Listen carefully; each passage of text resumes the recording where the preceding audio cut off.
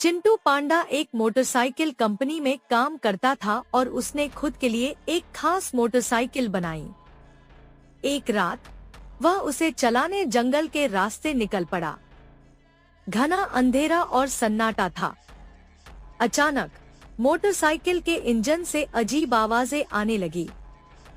Headlights टिमटिमाई और बंद हो गई।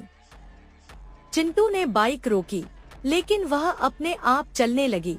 जंगल में कहीं से डरावनी हंसी गूंजी। मोटरसाइकिल का रूप बदलकर भूतिया हो गया। काले धुएं में ढकी लाल आंखों जैसी रोशनी। चिंटू डर के मारे चिल्लाया, पर मोटरसाइकिल ने उसे जंगल में खींच लिया। अगली सुबह बस उसका खाली हेलमेट मिला। और बाद में मोटरसाइकिल बोली चैनल को सब्सक्राइब कर लो।